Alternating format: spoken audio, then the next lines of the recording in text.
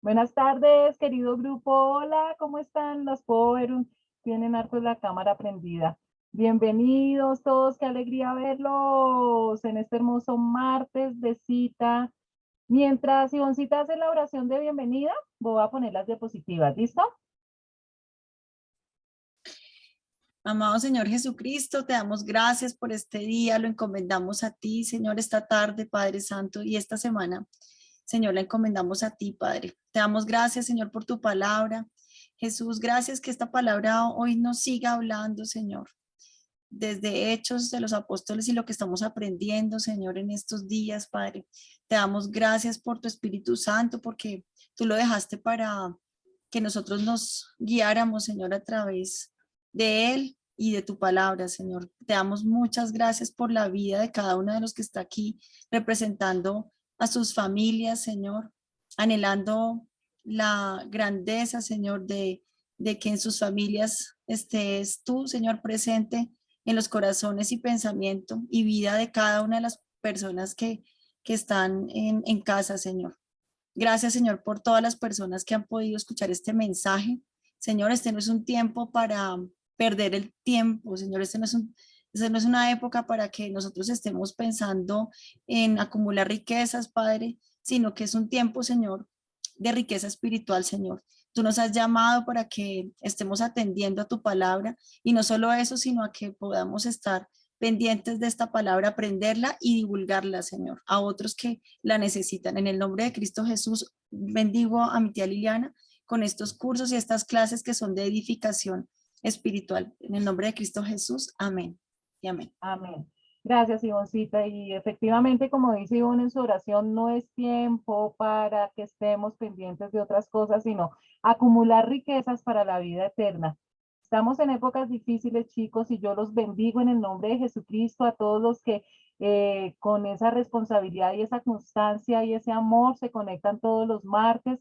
Sé que no todo el mundo tiene la misma disponibilidad de tiempo, pero gracias a Dios también por estos canales de YouTube en donde podemos seguir encontrando las clases. Hoy estamos en nuestra clase número 34. Para los que quieran repasar, que yo les aconsejo que de vez en cuando repasen las clases porque nosotros tendemos a olvidar mucho y como es tanto material, pues no podemos retener todo. Las 33 clases anteriores se encuentran en YouTube cuando ustedes ponen Liliana Parga. Y todas las preguntas que deseen hacer en el email lilipargas@yahoo.com. Estamos haciendo un hermoso estudio de los libros del Nuevo Testamento. Ya terminamos el primer grupo, que es el grupo de los evangelios. Sin embargo, recortemos unos punticos de lo que vimos hace 8 días. Para ya finalizar nuestro evangelio de Juan, estuvimos aprendiendo ya por última vez, por cuarta vez estudiamos los últimos momentos del Señor Jesucristo aquí en la tierra. Aprendimos cómo el primer día de la semana María Magdalena va al sepulcro para embalsamar el cuerpo de Jesucristo, pero lo encuentra vacío. Entonces se va corriendo donde los discípulos, se encuentra con Pedro y con Juan y les dice, el sepulcro está vacío. Pedro y Juan sale corriendo, Juan nos cuenta que él llega primero al sepulcro, pero no se atreve a entrar. Es Pedro el que entra a la tumba y efectivamente confirma que está vacía y los lienzos están doblados. Juan entra y se dan cuenta en ese momento, entienden cuando el Señor Jesucristo les dice que él tenía que resucitar y entienden lo de la resurrección. Ellos se van, pero María Magdalena se queda llorando al frente de la tumba y por eso hay un dicho de que llora más que la Magdalena, ¿no? María Magdalena está llorando, pero llegan dos hombres vestidos de blanco que nosotros sabemos que son ángeles que Dios manda, que tienen ese poder de convertirse en seres humanos y le dicen a María Magdalena que no llore, que el que ella cree que está muerto ha resucitado.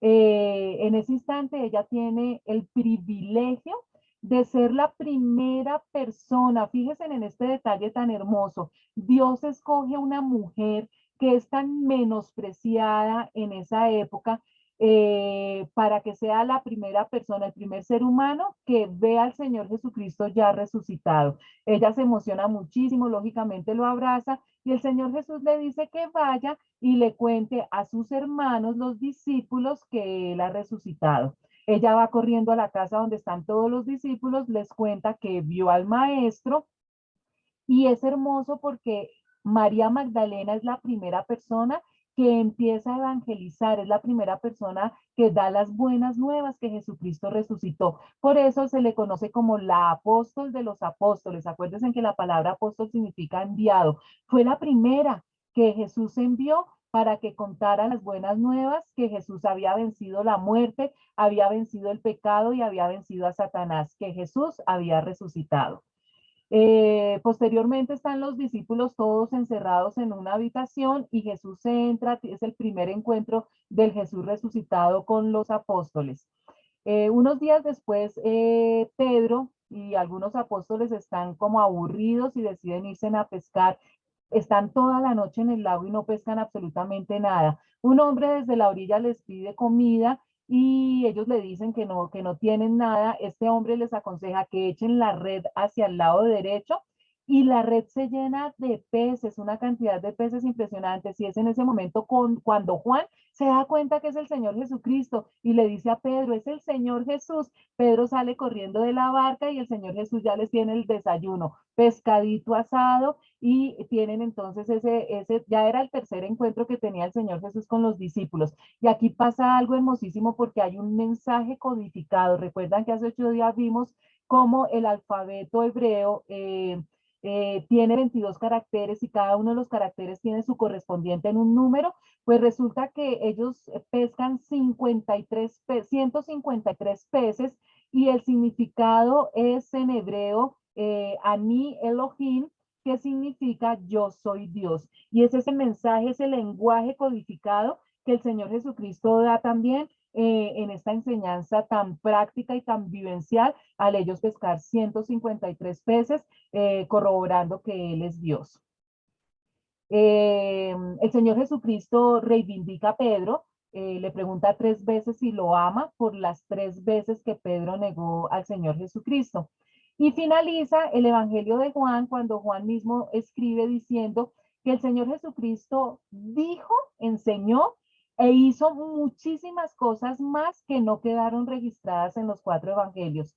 Que si se hubiera escrito todo lo que el Señor Jesús había hecho, no habría libros en el mundo para poder contener todas las enseñanzas de Jesús, que las que estaban escritas era para que nosotros, los del futuro, pudiéramos creer que Jesucristo había hecho todos esos milagros y que era el Hijo de Dios.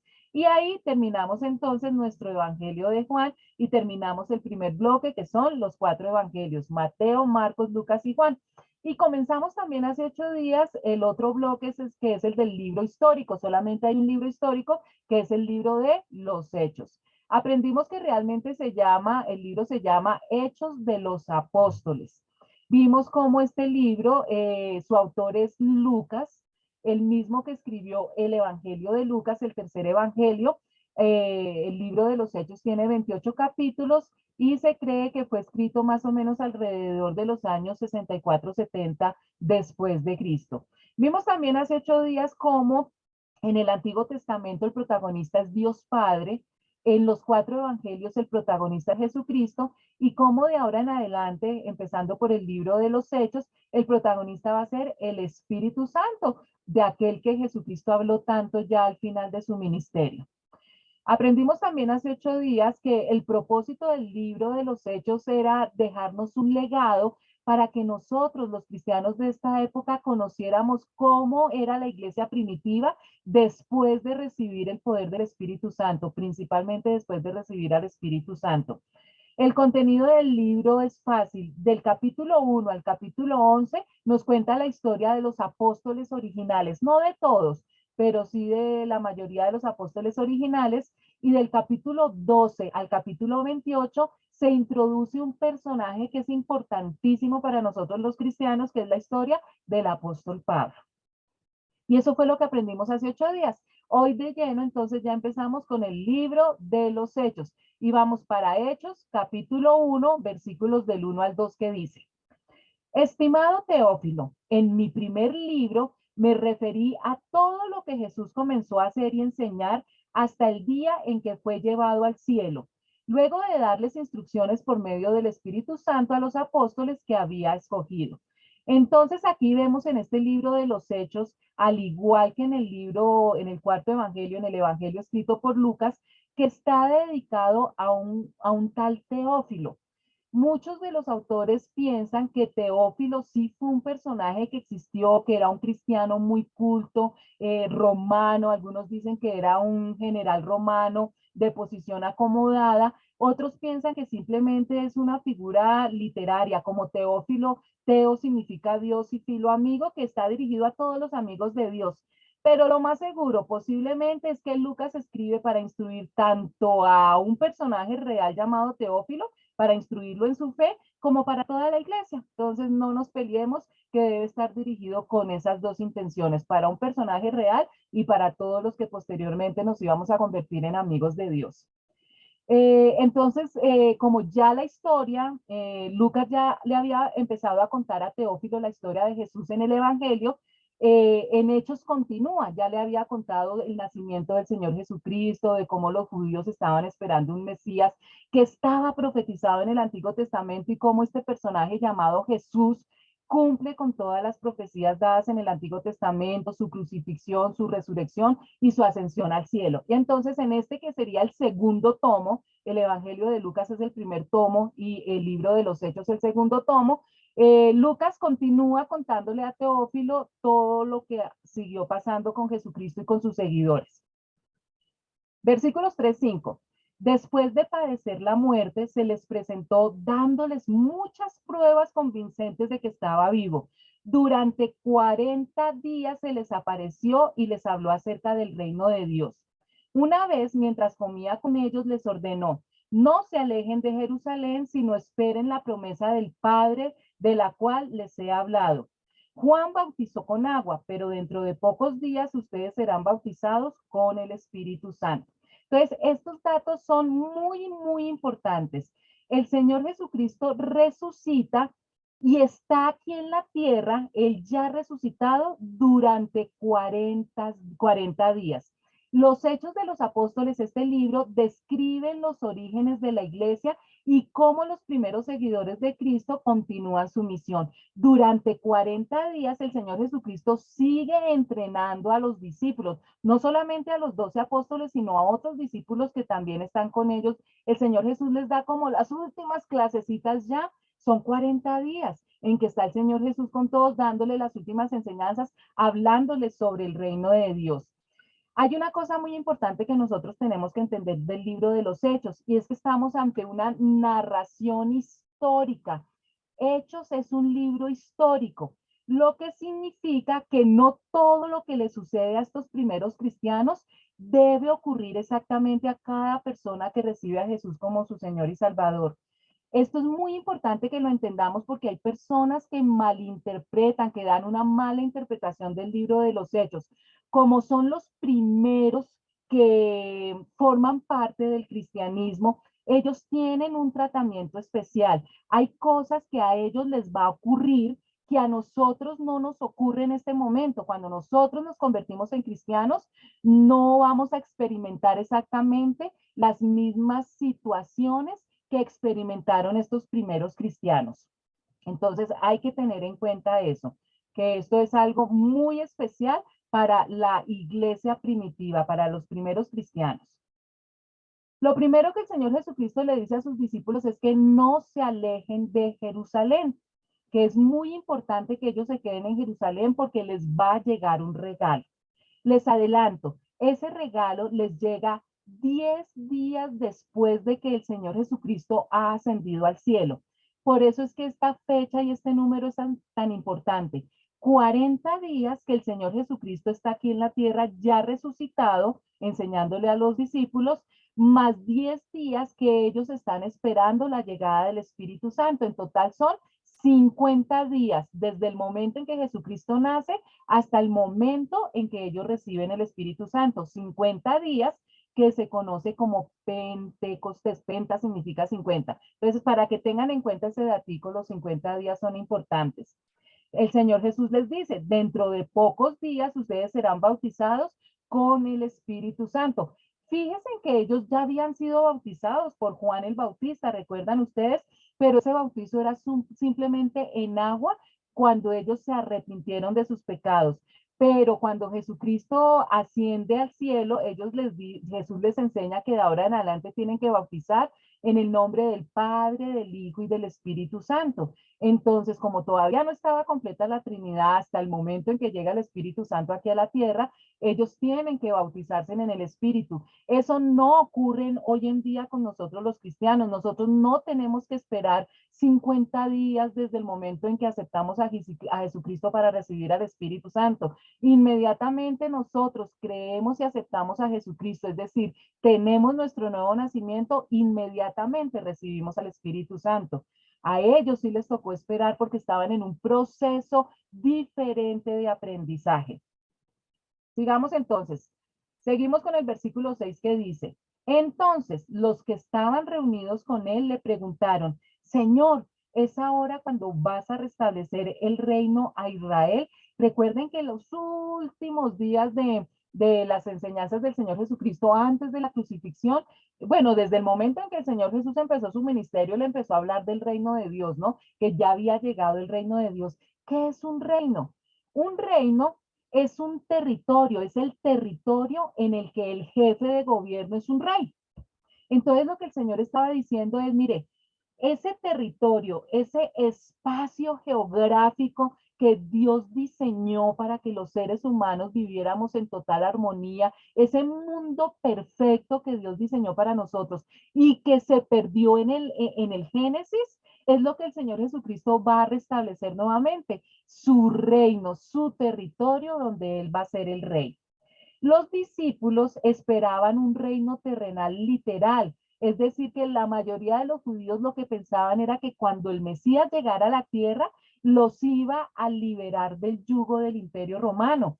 Y es ahí donde se equivocaron tan terriblemente y que fue su perdición, al pensar que Jesucristo venía únicamente a liberar a los judíos de la esclavitud que tenían ante los romanos. Pero es que la misión del Mesías, la misión de Jesucristo era muchísimo más grande, era algo inmenso. Dios por amor a través del sacrificio de Jesús iba a librar a toda la humanidad del yugo del pecado. En eso consistía el sacrificio de Jesucristo, no simplemente librar a una nación pequeñita de la esclavitud de un imperio que tarde o temprano iba a acabarse ese imperio. Jesús vino a librar a toda la humanidad del yugo del pecado. Por eso ellos no entendieron, los judíos no comprendieron cuando a Jesucristo lo crucifican y muere, por eso es que ellos pensaron que no era el Mesías, porque dicen, pues el que nos iba a liberar de los romanos y se murió, pero no entendieron la magnitud de el amor de Dios para toda la humanidad. Los poquitos que lo entendieron, gracias a Dios, pues fueron precisamente estos discípulos que fueron las primicias de la iglesia cristiana. Versículo 7-8 dice, no les toca a ustedes conocer la hora ni el momento determinados por la autoridad misma del Padre, les contestó Jesús, pero cuando venga el Espíritu Santo sobre ustedes recibirán poder y serán mis testigos, tanto en Jerusalén como en toda Judea y Samaria y hasta los confines de la tierra. Entonces recuerden, los discípulos le preguntaron al Señor Jesucristo si ya iba a establecer su reino, entendiendo ellos que su reino era que iban a sacar al imperio romano volando de su territorio. Pero Jesús los regaña y les dice, mire, a ustedes no les corresponde saber esto. Y aquí empata con la enseñanza que Jesús les había dado a ellos en Mateo 24, recuerda de que, pero del día y la hora nadie sabe, ni aun los ángeles de los cielos, sino solo mi Padre. Y fuera de eso, el Señor les recuerda o les enseña, les empieza a enseñar que ellos no son la generación que van a ver la venida del Señor Jesucristo en el arrebatamiento de la iglesia. A ellos no les corresponde conocer y entender porque esa generación, esos primeros cristianos, no están para en el momento del rapto. La misión de los primeros cristianos es otra cosa totalmente diferente. El Señor Jesús les dice, mire, primero que todo, ustedes no se preocupen por eso porque ustedes tienen una misión diferente, le dice a los primeros cristianos. Primero, ustedes van a recibir poder. Ese poder lo van a recibir del Espíritu Santo, porque ustedes necesitan poder para poder ser mis testigos. ¿Quién es un testigo? Una persona que le cuenta a otra algo que vivió en carne propia, que vio con sus propios ojos, que oyó con sus propios oídos. Entonces ellos van a tener que ir porque ellos fueron los que vieron absolutamente todo el ministerio del Señor Jesucristo, todo lo que enseñó, su muerte y resurrección. Ellos son los que tienen que ir a contarle a todo el mundo que el Mesías del Antiguo Testamento ya vino a la tierra, cumplió con lo que tenía que cumplir, morir por nuestros pecados, pero que resucitó y que va a volver nuevamente. Y el Señor Jesús les dijo, a ustedes les toca hacer eso y tienen que ir a Jerusalén, a Judea, Samaria y a los confines de la tierra. El Señor Jesús les estaba diciendo esto de manera literal, o sea, realmente tenían que ir a todas partes, pero esto tiene una enseñanza espiritual hermosísima para nosotros también. Cuando el Señor está diciendo que un cristiano, ahora recuerden ustedes esto, chicos, es muy importante, cada instrucción que el Señor Jesucristo le está dando a los discípulos en este momento es una instrucción que nosotros como cristianos también tenemos que aprender. O sea, nosotros al convertirnos en cristianos, al hacer parte del grupo de Cristo, de los cristianos, esos deberes que tenemos, nosotros tenemos muchos derechos por ser hijos de Dios, pero también tenemos deberes por ser hijos de Dios, por ser cristianos.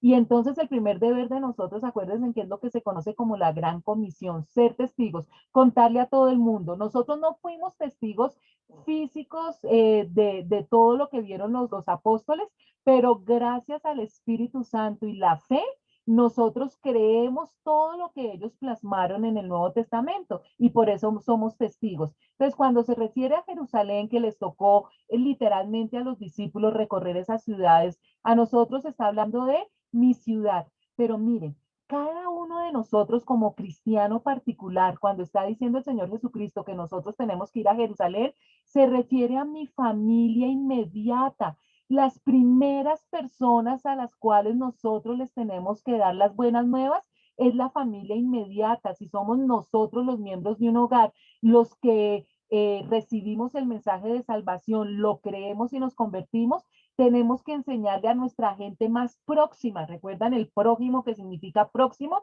Es decir, a las personas que viven en mi hogar. Y ahí, partiendo del núcleo más cercano, es que nos vamos a ir alejando a mi hogar primero, después a mi familia colateral, a mi familia política. Eso se refiere Jerusalén. Cuando el Señor dice, pero no basta solamente con su familia, no basta solamente con Jerusalén, sino que tienen que ir a Judea, se refiere a mi cultura.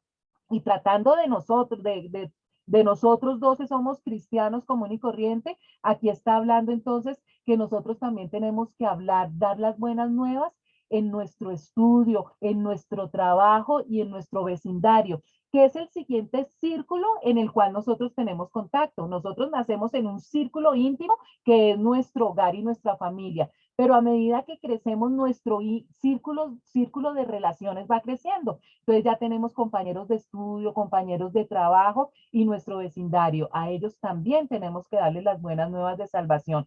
Cuando el Señor Jesús dice que no basta con Jerusalén y con Judea, sino que tenemos que ir a Samaria, es decir, otra cultura, se refiere entonces a ese servicio, a esa obra social que nosotros debemos hacer voluntariamente. Entonces yo me ofrezco ya a ir a sitios donde por norma general yo no me conocería con esas personas, pero voluntariamente me desplazo a esos sitios para conocer gente con el objetivo de darles las buenas nuevas. Si ve que no basta únicamente con mi familia, el círculo de mi estudio, mi trabajo y mis vecindarios, sino que yo voluntariamente tengo que buscar personas que por naturaleza yo no me encontraría con ellos. Y es cuando yo me meto a servir en una obra social, ya sea a través de la iglesia, que es lo mejor que se puede hacer en la iglesia donde nos congregamos, y entonces también empiezo a dar buenas nuevas. Pero Jesús dice, no basta con Jerusalén, no basta con Judea, no basta con Samaria, sino dice hasta los confines de la tierra. Y es ya cuando yo profesionalmente me convierto en misionero y ya voy hasta el último rincón del mundo para poder predicar. Pero no todo el mundo ya llega a ese punto. Entonces, recuerden, no, tú como cristiano, si tú verdaderamente has recibido a Jesucristo como Señor y Salvador, tú tienes un deber como cristiano que no lo puedes obviar. Tienes un deber que es el de la gran comisión. Si tú no lo estás haciendo, ya no estás cumpliendo aquello de que recibiste al Señor Jesucristo como Señor. Ya no lo estás obedeciendo. Entonces tienes que plantearte a ver si verdaderamente eres un cristiano. Tienes que contarle el plan de salvación a tu familia, a tu segundo círculo, que es estudio, trabajo y vecindario, al tercer círculo, que es un servicio u obra social, y si el Señor ya lo dispone y te da el don, pues ya son las misiones más allá hasta lo último de la tierra. Pilas con esto de la gran comisión, que es muy importante. Vamos, capítulo 1, versículos del 9 al 11. Habiendo dicho esto, mientras ellos lo miraban, fue llevado a las alturas hasta que una nube lo ocultó de su vista. Ellos se quedaron mirando fijamente al cielo mientras él se alejaba. De repente se les acercaron dos hombres vestidos de blanco que les dijeron: Galileos, ¿qué hacen aquí mirando al cielo? Este mismo Jesús que ha sido llevado de entre ustedes al cielo vendrá otra vez de la misma manera que lo han visto irse. Pues es lógico comprender la reacción de los discípulos, ¿no? Primero de asombro, ¿no es cierto? El Señor Jesucristo ya con su cuerpo glorificado está por encima de leyes físicas, se empieza a elevar porque se va para donde el Padre, se va al tercer cielo, se va a su casa. Y los discípulos, pues en medio de la emoción de estar viendo ese milagro, también les embarga esa tristeza de la separación, eso es normal, queda como un huequito en el corazón, ¿no es cierto? De que gracias por todo lo que nos enseñaste, sabemos que vas a ir a prepararnos cosas hermosas a nosotros, sabemos que vamos a volver a vernos, pero queda ese huequito en el corazón y ellos están mirando al cielo con nostalgia y por eso Dios, que nos ama tanto y que los ama tanto a ellos, manda nuevamente dos personajes vestidos de blanco, los mismos que se le debieron parecer a María Magdalena, que sabemos que son ángeles, y él les dice, ellos le dicen algo hermosísimo que nosotros siempre tenemos que tener en cuenta porque es nuestra gran esperanza. Los ángeles le dicen, este mismo Jesús, o sea, es el mismo Jesucristo que subió al cielo, va a volver de la misma manera. Fíjense ustedes que cuando Jesús vino la primera vez, vino dentro del vientre de María, nació como un ser humano, pero la segunda vez va a venir de la misma manera que se fue subiendo al cielo, va a regresar nuevamente a las nubes, de la misma manera que lo vieron irse, va a regresar.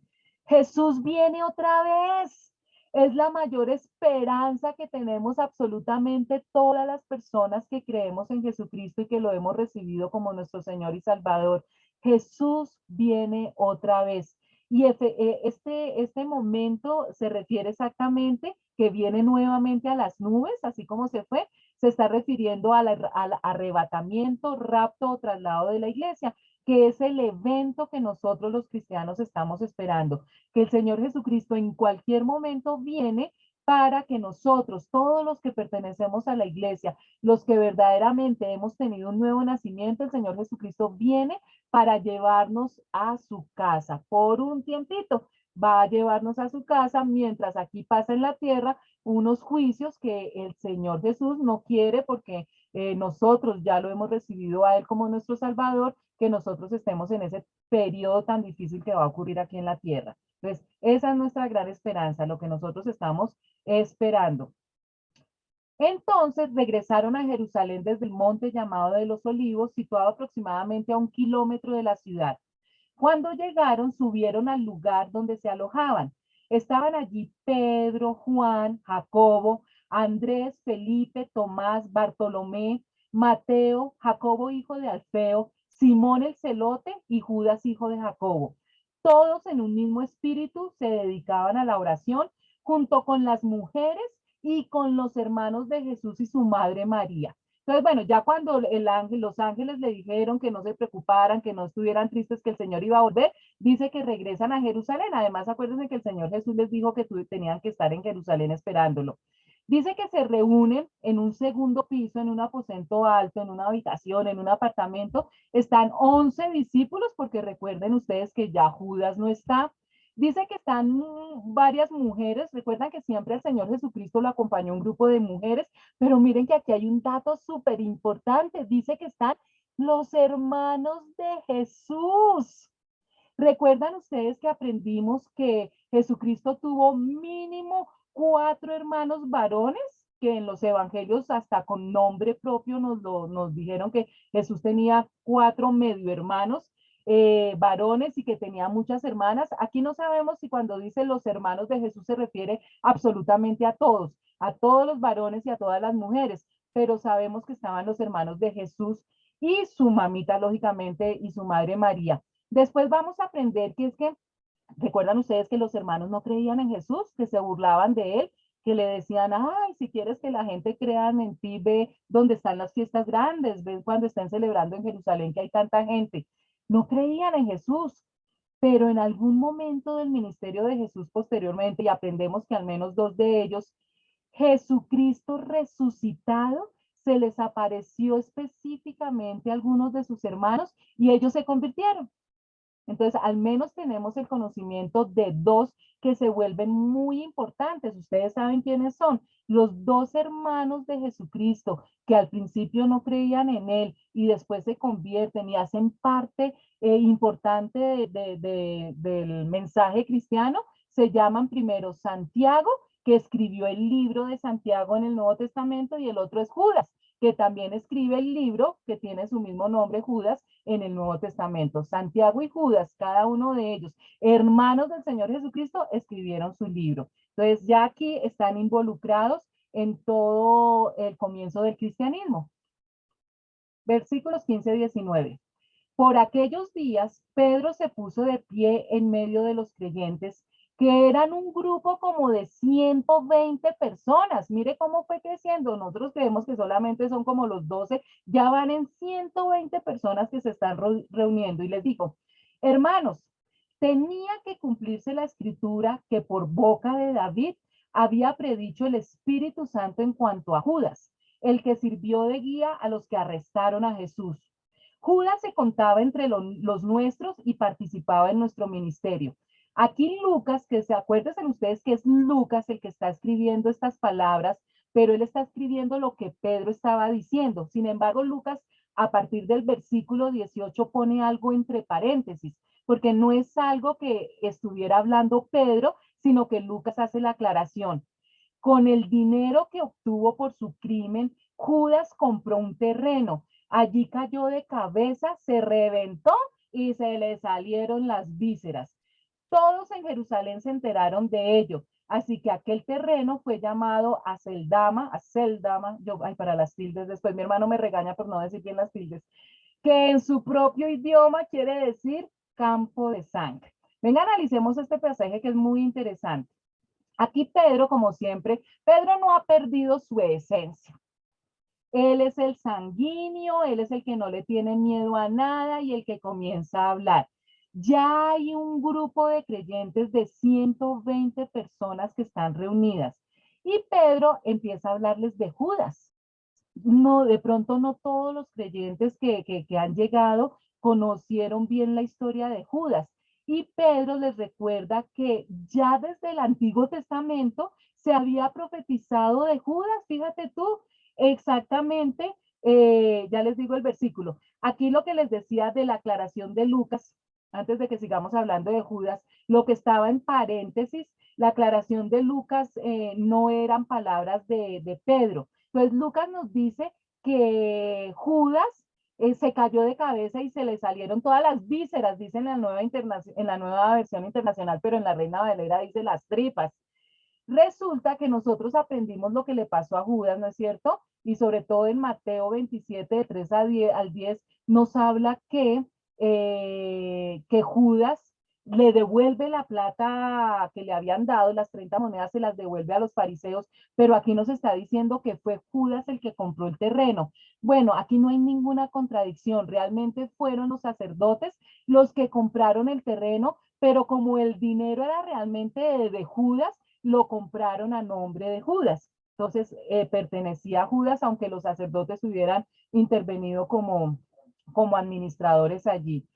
Y dice que Judas efectivamente se colgó. No sabemos si fue la cuerda la que se rompió o fue la rama la que se rompió, pero acá entonces Lucas nos está contando que realmente Judas cayó de cabeza. No sabemos si ya estaba muerto o todavía estaba vivo y lo que lo mató fue el golpe, cayó de cabeza y dice que se reventó y se le salieron todas las tripas, todas las vísceras. Entonces, simplemente aquí nos están dando más datos. Acuérdense que siempre vale la añadidura. Entonces, aquí nos están dando más detalles de la muerte de Judas. Y volvamos entonces a lo que Pedro está diciendo. Dice Pedro, porque en el libro de los Salmos, continuó Pedro, está escrito, que su lugar quede desierto y que nadie lo habite. También está escrito, que otro se haga cargo de su oficio.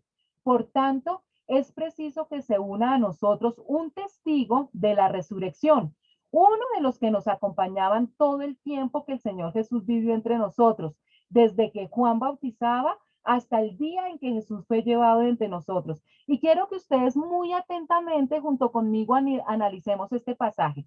Pedro aquí está dando, nos está dando a conocer algo que los judíos sabían muy bien y son esas profecías del Antiguo Testamento. Exactamente en Salmos 69:25 hay una profecía sobre Judas. Quédense en desiertos sus campamentos y deshabitadas sus tiendas de campaña. Y también en el Salmo 109, versículo 8, también es una profecía de Judas. Sean sus días pocos, tome otro su oficio. Entonces, es verdad, Pedro tenía toda la razón. Había unas profecías en el Antiguo Testamento en donde se enseñaba que ya cuando Judas no estuviera, otra persona tenía que tomar su lugar. Entonces, Pedro le sugiere a todas las personas que están allí, que ya sabemos que son como unas 120, la necesidad del reemplazo de Judas. Ahora analicemos. La instrucción del Señor Jesucristo era que se quedaran en Jerusalén para esperar la llegada del Espíritu Santo. En ningún momento el Señor Jesucristo dio la orden de que tenían que hacer una reunión o un concilio o una asamblea para reemplazar a Judas. Eso no fue una instrucción de parte del Señor Jesucristo. Fuera de eso, Pedro, de su propia opinión, dice que los requisitos para esa persona tienen que ser, primero, testigo de la resurrección y segundo, que nos haya acompañado todo el tiempo que el Señor Jesús vivió entre nosotros, desde que Juan bautizaba hasta el día en que Jesús fue llevado entre nosotros. ¿Quién le dijo a Pedro que esos eran los requisitos que tenía que tener la persona que reemplazara a Judas? Nadie. Pedro, desde su temperamento sanguíneo, él siempre con buena intención, pero como no pensaba antes de actuar, entonces por eso la embarraba tanto. Recuerden que en este momento ellos todavía no han recibido al Espíritu Santo, todavía no tienen la guía del Espíritu Santo y Pedro sigue actuando carnalmente. Ahora fíjense en esto tan importante, es que es impresionante. Así que propusieron a dos, a José llamado Barsabás, apodado el Justo, y a Matías. Y oraron así, Señor, tú que conoces el corazón de todos, muéstranos a cuál de estos dos has elegido. Entonces uno dice, ay, mire, pero oraron tan espirituales, sí le pidieron la opinión a Dios. En ningún momento le preguntaron a Dios si quería que Judas fuera reemplazado ya. Si Dios quería que Judas fuera reemplazado con las personas que estaban allí. Y fuera de eso le ponen un límite grandísimo a Dios. Fíjense que le preguntan a Dios, ¿cuál de los dos? Ellos limitan totalmente a Dios a dos personas. Esa es la pregunta que le hacen a Dios. Versículo 25, para que se haga cargo del servicio apostólico que Judas dejó para irse al lugar que le correspondía. Luego echaron suertes y la elección recayó en Matías, así que él fue reconocido junto con los 11 apóstoles. Volvemos entonces a lo mismo, chicos, miren esto. Propusieron únicamente a dos, a José, que era llamado Barsabás, el cual tenía por sobrenombre Justo, y a Matías, cuando habían muchas personas que también cumplían los dos requisitos, que ya sabemos que no sabemos de dónde salieron esos dos requisitos. O sea, ¿por qué proponen solamente a dos si habían más candidatos que también podían ser? Ahora, ellos oran, pero después echan suertes. Echar suertes. Eso viene desde el Antiguo Testamento, era un método de discernir la voluntad divina reconocido en el Antiguo Testamento. En Proverbios dice, la suerte se echa en el seno, mas de Jehová es el juicio de ella. Es decir, que en el Antiguo Testamento sí se acostumbraba a tomar muchas decisiones a través de echar suertes, es como echar los dados a la suerte, a ver quién sale, Tin Marín de dos pingüe. Eso era lo que estaban haciendo. ¿Para qué oraron si después lo iban a echar a la suerte? Y si lo iban a echar a la suerte, ¿para qué le pidieron la opinión a Dios? Ni siquiera esperaron que fuera Dios el que respondiera. ¿Recuerdan ustedes todo el tiempo que el Señor Jesucristo les estuvo enseñando a los apóstoles que ya las costumbres del Antiguo Testamento no iban más? Que el Señor Jesucristo por su sacrificio iba a cambiar todo lo de la ley por amor.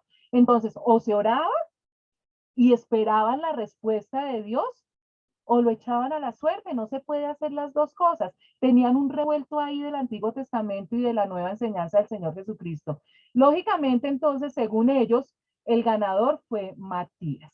Ahora, vuelvo y les recuerdo, veamos qué pasa con Matías en la Biblia. El Espíritu Santo no había llegado a ellos. Ellos no tenían la guía del Espíritu Santo. Y ustedes, después de este versículo donde nombran a Matías dos veces, ¿han encontrado algún versículo en la Biblia que vuelva a hablar de Matías? Nunca más en la Biblia se vuelve a hablar de Matías. Nosotros no sabemos por la Biblia qué le pasó a Matías. Él no escribió un libro, no sabemos cómo murió, no sabemos cómo evangelizó. Nunca más se vuelve a hablar de Matías. Y la mayoría de los teólogos, y les confieso que yo también estoy de acuerdo con eso, me parece muy lógico todo este proceso para llegar a esta conclusión, es que ese puesto de Judas estaba específicamente diseñado para el apóstol Pablo, el apóstol de Cristo. Pero Pedro, en su apresuramiento carnal y sanguíneo, hizo todas estas cosas que no estaban mandadas a hacer por el Señor Jesucristo, y el puesto que era de Pablo se lo dio a Matías, pero como el Señor todo lo pone en orden, después realmente el que ocupa ese 12º puesto es el apóstol Pablo. Yo les dije cuando estábamos hablando de los evangelios que oyeran una prédica del pastor Ricardo Caballero que se llama La silla vacía. Y entonces, pero yo creo que con esta explicación, pues ustedes también se han dado cuenta que realmente Pedro actuó de manera muy carnal.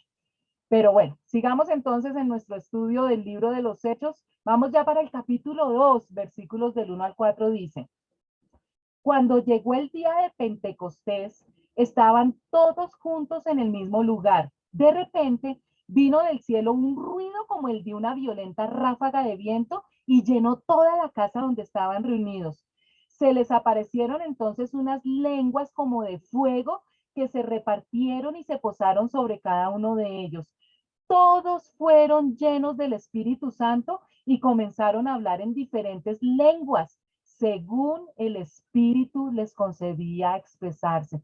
Por fin, pasados los 50 días después de la resurrección de Jesucristo, llega el día de Pentecostés. Y aquí tenemos que hacer un estudio. Espero que ustedes estén tomando nota o sacándole foto. Tienen la ventaja que después pueden volver a oír la clase y poder, acuérdense que uno aprende mucho más cuando toma sus notas para poderlo después enseñar a otras personas. Cuando nosotros hablamos de Pentecostés, tenemos que diferenciar esta fiesta de Pentecostés como se celebra para los judíos y como se celebra para los cristianos. O sea, tanto los judíos como los cristianos manejamos el concepto de Pentecostés, pero para los dos grupos, judíos y cristianos, es diferente. En algunas cosas coinciden porque lógicamente pues es una enseñanza de Jesucristo. Entonces, ¿cuándo? Los judíos celebran el Pentecostés 50 días después de la Pascua. ¿Se acuerdan? La Pascua, que la celebraban cuando el pueblo de Israel iba a salir de Egipto la última noche, sacrificaron un cordero, pintaron las puertas con la sangre del cordero porque iba a pasar el ángel de la muerte a matar a los primogénitos de los egipcios. Esa es la famosísima Pascua de los judíos y eso es lo que conmemoraban cada año. 50 días después de celebrar la Pascua, ellos celebran una fiesta que se llama Pentecostés. La fiesta de nosotros los cristianos también es a los 50 días porque estamos reemplazando. Jesús lo que vino fue a cumplir la ley. Absolutamente ningún ser humano había podido cumplir la ley al 100%, el único fue Jesucristo. Él, habiendo cumplido la ley, reemplaza la ley por el amor. Entonces nosotros los cristianos también celebramos Pentecostés 50 días después de la resurrección de Jesucristo. ¿Dónde lo celebraron por primera vez los judíos? En el monte Sinaí. ¿Dónde lo celebraron por primera vez los cristianos? En un segundo piso, en un piso superior de una casa, lo que conocemos como el aposento alto. ¿Qué signos se vieron? Porque hubo señales. En el Pentecostés judío se oían truenos, relámpagos. Cuando Moisés estaba en la cima de la montaña, todo el pueblo de Israel que estaba en la base de la montaña escuchaban todos esos relámpagos, escuchaban trompetas, escuchaban cómo caía fuego. Y fíjense que aquí en este Pentecostés cristiano también se sintió un viento impetuoso y se vieron físicamente como unas lenguas de fuego que se posaban sobre cada persona que estaba en ese aposento alto. ¿Cuál fue el motivo del Pentecostés judío? Era una alianza entre Dios y el pueblo de Israel.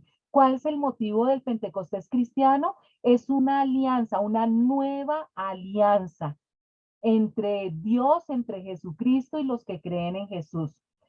¿Qué fue lo que se dio en el Pentecostés judío? Moisés bajó la tabla de la ley escrita en piedra.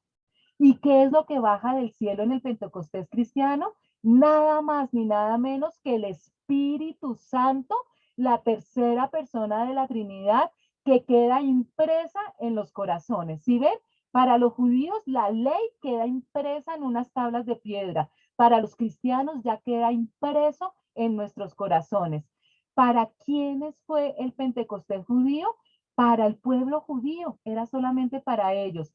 Y el Pentecostés cristiano es para todas las naciones, para toda la humanidad. Aquel que quiera recibir a Jesucristo como Señor y Salvador, inmediatamente el Espíritu Santo queda impreso también en sus corazones. Qué lindo, ¿no es cierto? Saber cómo funciona entonces este Pentecostés cristiano que reemplaza a ese Pentecostés judío y que tiene muchísimo más valor. La palabra para Pentecostés en hebreo, la fiesta que celebran es Shavuot. Y entonces los judíos, como les decía antes, celebran el Pentecostés 50 días después de la Pascua del Cordero para conmemorar el encuentro entre Dios y Moisés en el monte Sinaí y la entrega de la ley al pueblo de Israel, que simboliza el nacimiento del judaísmo.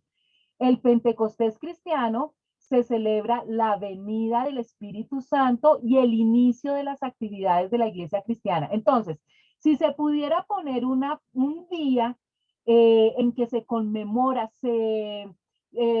oficialmente se crea el cristianismo, es este día, el día de Pentecostés. Es el día en que oficialmente queda registrado el cristianismo como para alguien sería simplemente otra religión, pero nosotros sabemos que no es una religión más, sino que es una relación ya no con unas leyes, ni unas tradiciones, ni una ceremonia, sino una relación con una persona llamada Jesucristo. Entonces, aquí oficialmente empieza la iglesia cristiana, el día de Pentecostés.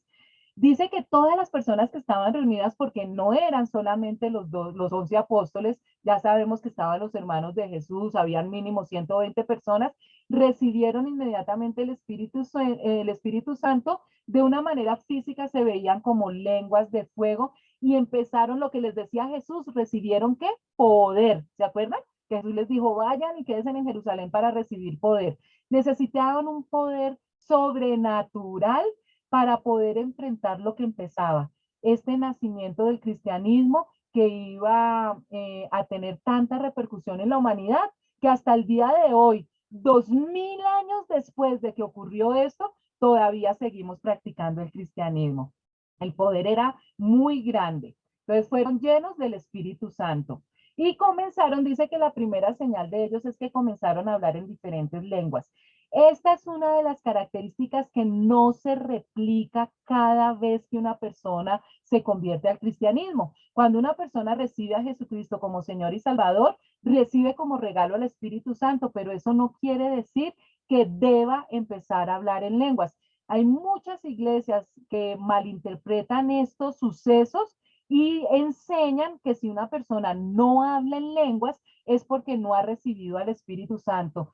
Falso de toda falsedad. Más adelante el apóstol Pablo, que es el encargado de Jesucristo para que nos explique y nos ordene bien todas las enseñanzas de Jesucristo, nos dice que el Espíritu Santo, que es el que da este don de hablar en diferentes lenguas, lo da como él quiera a las personas que quiera, que no es un requisito para ser cristiano hablar en lenguas, que en esta primera cochada de cristianos, en estas primicias de cristianos, se dio el don de manera general, pero no es un requisito para todos los cristianos. Yo quiero que a ustedes les quede bien claro esto. No es un requisito para ser cristiano hablar en lenguas. Sucedió porque esto es un hecho histórico, porque está comenzando la iglesia cristiana y van a suceder ciertas cosas que son especiales para este momento, para esta iglesia apostólica, para esta iglesia primitiva, pero que no se van a repetir para los otros cristianos. Entonces, esto sucedió de manera específica como regalo para estos primeros cristianos. ¿Por qué? Porque mire con lo que se tienen que enfrentar ellos.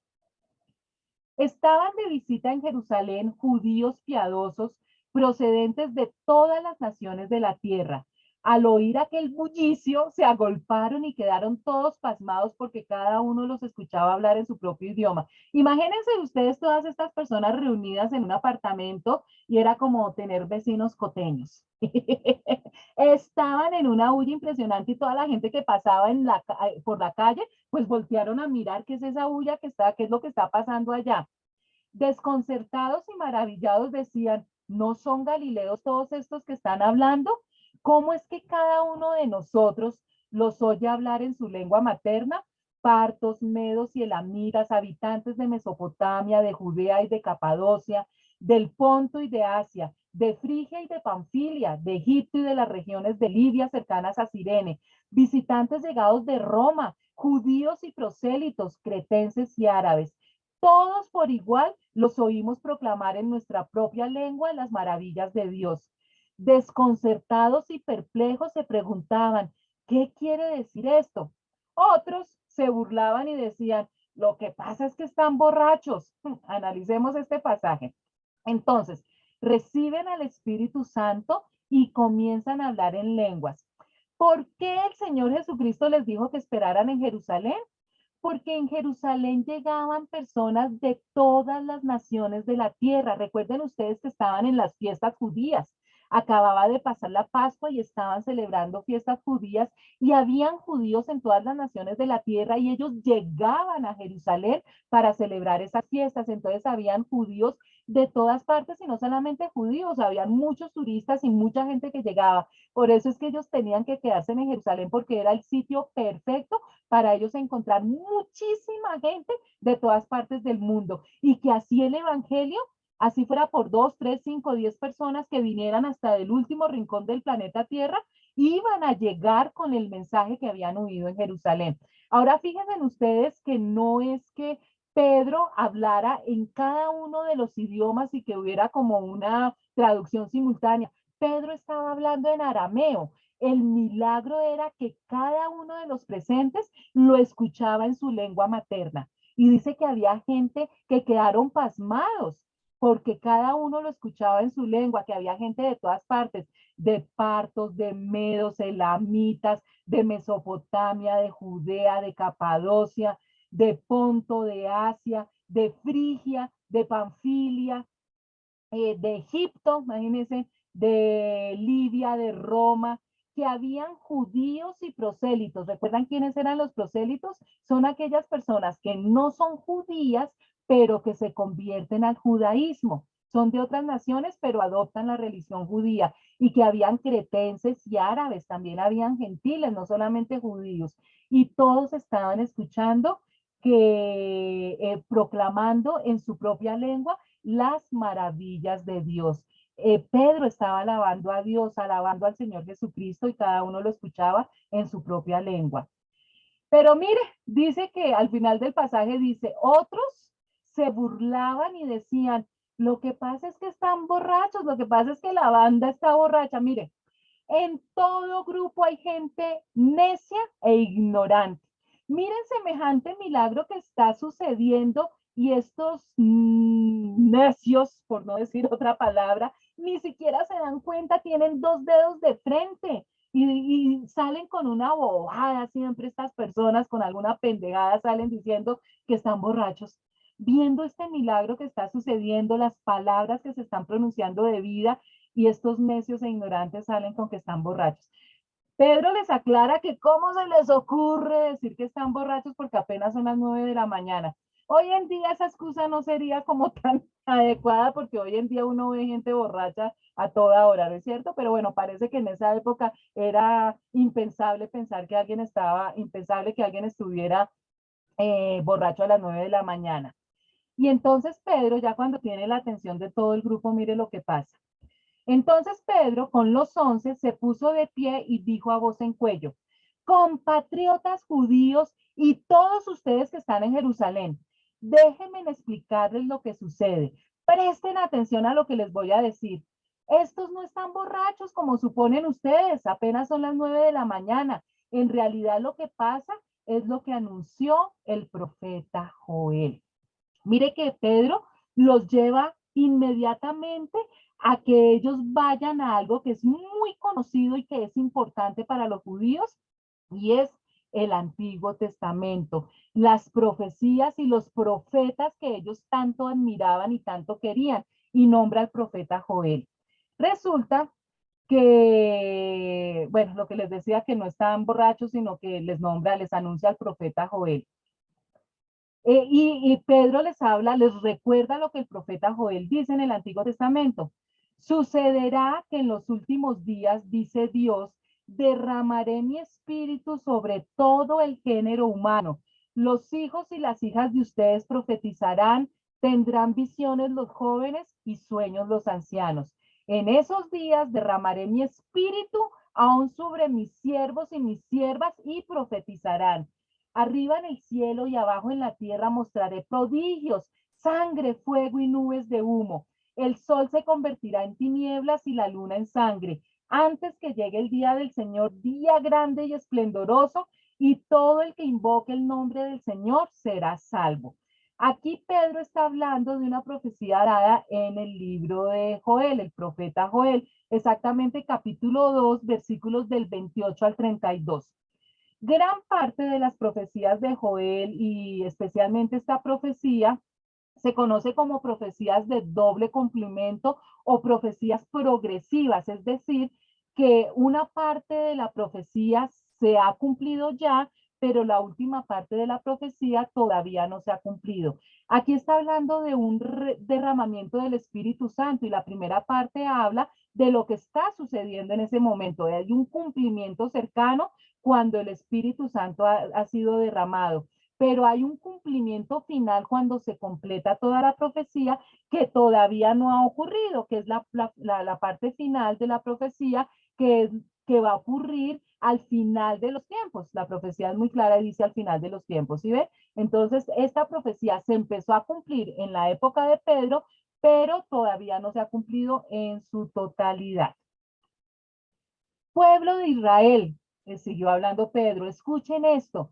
Jesús de Nazaret fue un hombre acreditado por Dios ante ustedes con milagros, señales y prodigios, los cuales realizó Dios entre ustedes por medio de él, como bien lo saben. Acuérdense que multitudes seguían al Señor Jesucristo y había muchísimos testigos de todos los milagros que hizo Jesús. Este fue entregado según el determinado propósito y el previo conocimiento de Dios. Estaba planeado que Dios muriera en la cruz para morir por nuestros pecados.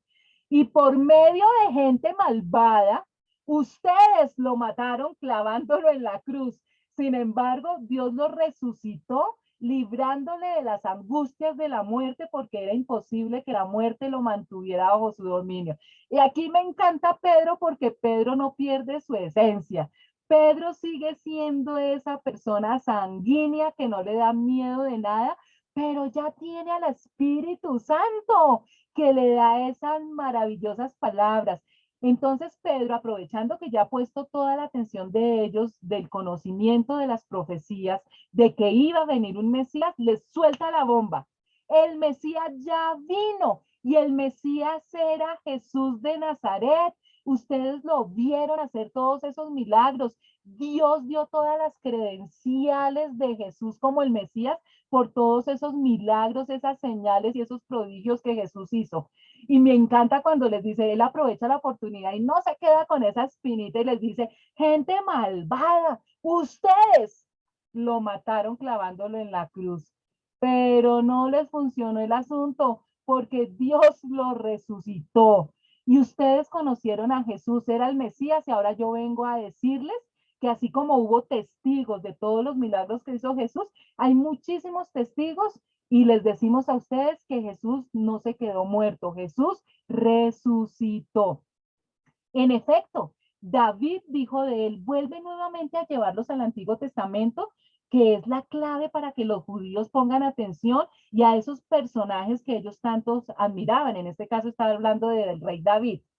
David dijo, veía yo al Señor siempre delante de mí, porque Él está a mi derecha para que no caiga. Por eso mi corazón se alegra y canta con gozo mi lengua. Mi cuerpo también vivirá en esperanza. No dejarás que mi vida termine en el sepulcro. No permitirás que tu santo sufra corrupción. Me has dado a conocer los caminos de la vida. Me llenarás de alegría en tu presencia. Pedro les está recordando a toda la multitud que el mismo rey David profetizó lo que le iba a pasar al Mesías en el Salmo 16, versículo 8. A Jehová he puesto siempre delante de mí porque está a mi diestra y no seré conmovido. Y el mismo rey David profetizó que iba a morir, pero que su cuerpo no iba a haber corrupción. Les está recordando eso al pueblo judío. Hermanos, permítame hablarles con franqueza acerca del patriarca David, que murió y fue sepultado y cuyo sepulcro está entre nosotros hasta el día de hoy. Era profeta y sabía que Dios le había prometido bajo juramento poner en el trono a uno de sus descendientes. Fue así como previó lo que iba a suceder, refiriéndose a la resurrección del Mesías. Afirmó que Dios no dejaría que su vida terminara en el sepulcro, ni que su fin fuera la corrupción. A este Jesús, Dios lo resucitó y de ellos todos nosotros somos testigos. Exaltado por el poder de Dios y habiendo recibido del Padre el Espíritu Santo prometido, ha derramado esto que ustedes ahora ven y oyen. Entonces, Pedro les sigue hablando.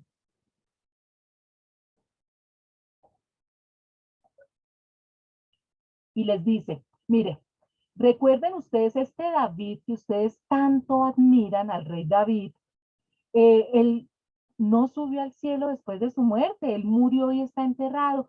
Sin embargo, el mismo David sí profetizó que el Mesías iba a resucitar, que no iba a quedarse muerto y que hubo un pacto entre Dios y el rey David. Dios le prometió al rey David que uno de sus descendientes iba a ocupar el trono por toda la eternidad. Profetiza no solamente sobre la resurrección de Jesús, sino que ese descendiente iba a ser rey de reyes. Les está recordando a los judíos lo que esa persona que tanto ellos admiran profetizó. Y les dice, mire, nosotros somos testigos. Aquel quien David profetizó era Jesús. Jesús es el Mesías profetizado en el Antiguo Testamento. Ustedes los que han tenido familiares que no han logrado que hagan clic con la persona de Jesucristo, que se conviertan y saben la angustia y el dolor que uno siente de que no entiendan, de que no crean, esa misma angustia estaba sintiendo Pedro por sus hermanos judíos. Por favor, durante 6.000 años hemos esperado al Mesías. El Mesías ya llegó, era Jesús.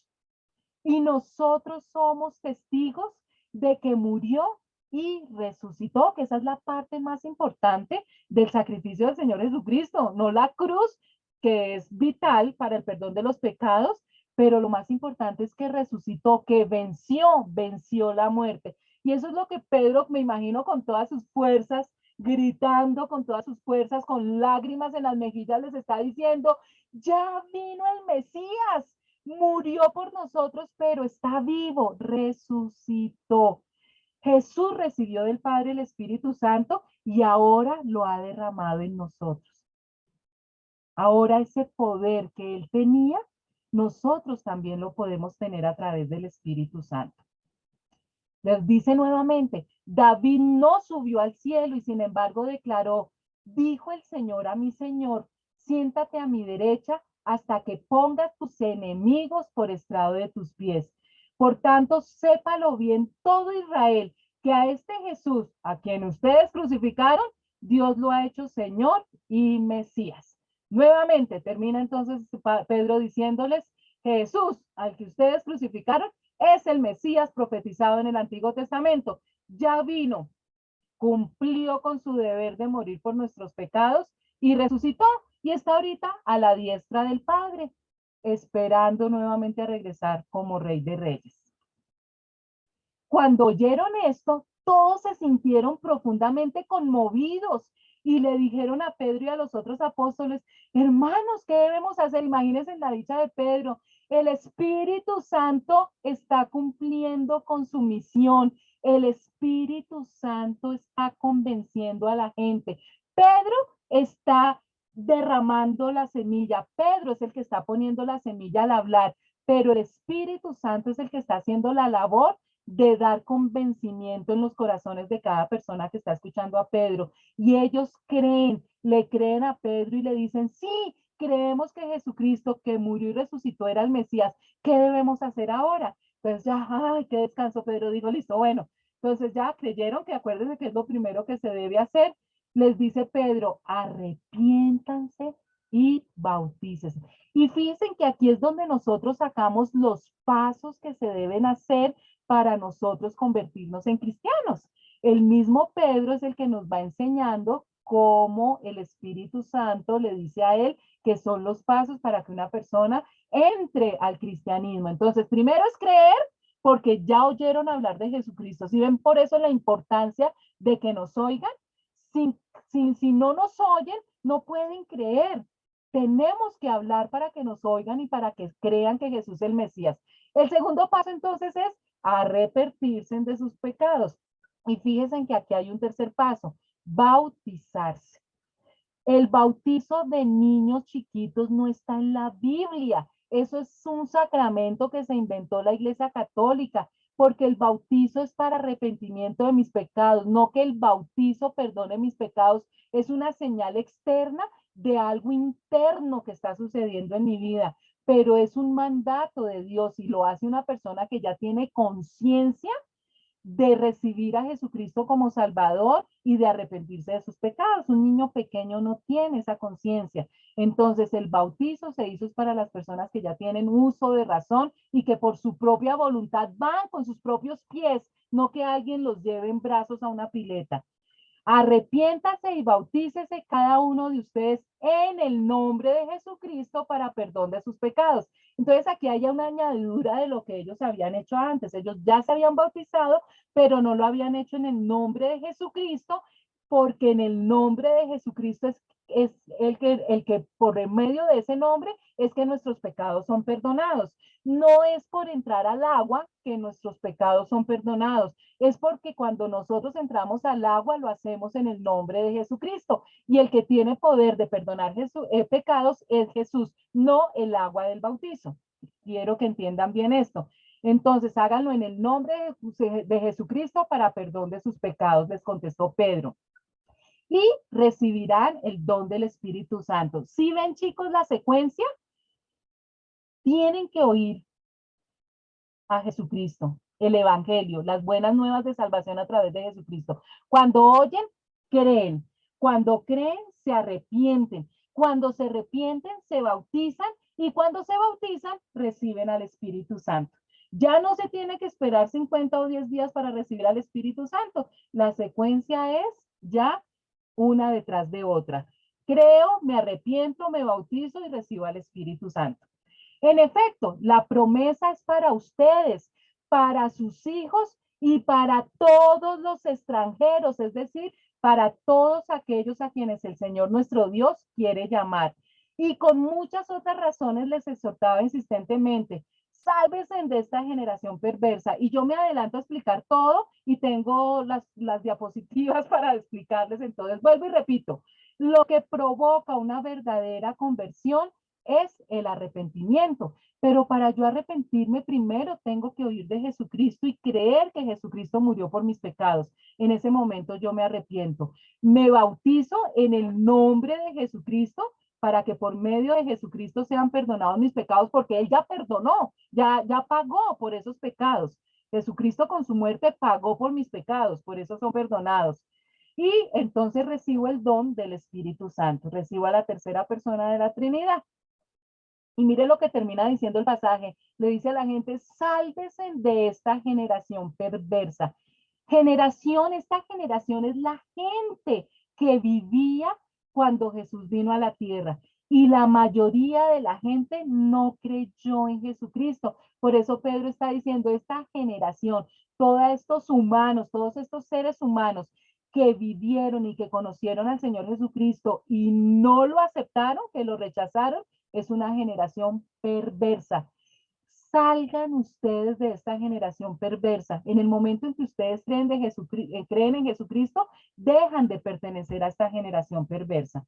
Pedro con esa angustia de que no se condenaran todos los que lo estaban oyendo. Y sigue Pedro en este discurso magistral. Así pues, los que recibieron su mensaje fueron bautizados y aquel día se unieron a la iglesia unas 3,000 personas.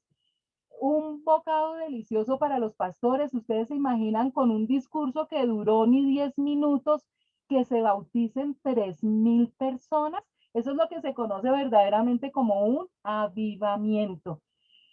Pedro, con unas palabras bien claras y bien sencillas, les muestra todo lo que sucedió con Jesucristo y 3,000 personas se bautizan. ¡Ah! ¡Qué cosecha tan maravillosa! La iglesia cristiana está creciendo. Sigamos, versículos 42 a 47. Entonces, se mantenían firmes en la enseñanza de los apóstoles, en la comunión, en el partimiento del pan y en la oración. Todos estaban asombrados por los muchos prodigios y señales que realizaban los apóstoles.